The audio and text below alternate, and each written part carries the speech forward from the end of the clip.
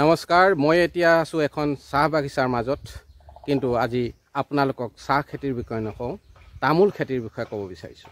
চাহ গছৰ মাজে মাজে এয়া শাৰী শাৰী তামোল গছ। এতিয়া তামোলৰ চাহিদা যথেষ্ট বেছি, দামো যথেষ্ট বেছি। গতিকে আপোনালোকে তামোল খেতি ৰোপণ কৰক। চাহ গছৰ মাজে মাজে আপোনালোকে তামোল খেতি কৰিব পাৰে। ইয়াৰ বাবে বিশেষ মাটিৰ প্ৰয়োজন নহয়। চাহ গছ য'ত ৰোপণ কৰা হৈছে, আন গছৰ পৰিৱৰ্তে আপোনালোকে তামোল গছ ৰোপণ কৰক আৰু সেই তামোলত জালুক খেতি আৰু পাণ খেতি কৰিব পাৰিব। গতিকে এটা অংশতে আপোনাৰ চাহ খেতিও হ'ল, তামোল খেতি হ'ল, পাণ হ'ল, জালুক হ'ল। গতিকে ইয়াৰ ধাপে ধাপে আপোনালোকে হল, চেগুন, চাম, শলখ আদি গছ ৰোপণ কৰিব পাৰে। মই আজি আপোনালোকক চাহ গছৰ মাজে মাজে তামোল গছ দেখুৱাইছোঁ। এয়া তামোল গছ, খুব সৰুতে তামোল লাগে। 4 বছৰৰ ভিতৰতে, হয়তো 4-5 বছৰৰ ভিতৰতে তামোল লাগে। গতিকে এক লাভজনক খেতি।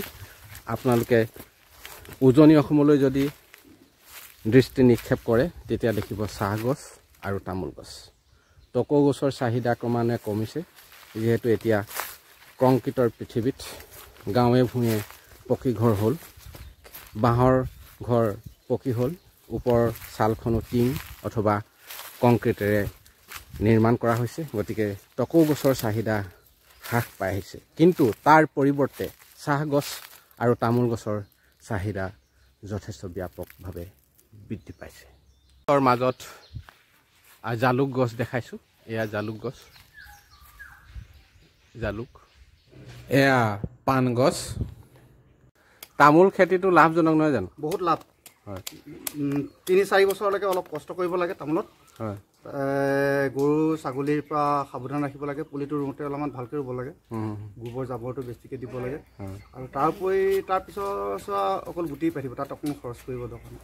গতিকে আমি পঞ্জাৱৰ খেতিয়কে, হাৰিয়ানাৰ খেতিয়কে যদি পাৰে, তেন্তে অসমৰ খেতিয়কে কিয় নোৱাৰিব? আপোনালোকে নিদৰ্শন দেখুৱাওক। চাহ গছ ৰোপণ কৰক, চাহিদা আছে। তাৰ মাজে মাজে তামোল গছ ৰোপণ কৰক। তামোলত আপোনালোকে জালুক আৰু পাণ ৰোপণ কৰক। তেতিয়া দেখিব অসমৰ যুৱক বহিৰ্ৰাজ্যলৈ গমন কৰিবলগীয়া নহয়, নিজ বাৰীতেই, নিজ ঘৰতেই ইয়াৰ উপাৰ্জনৰ পথ বিচাৰি পাব।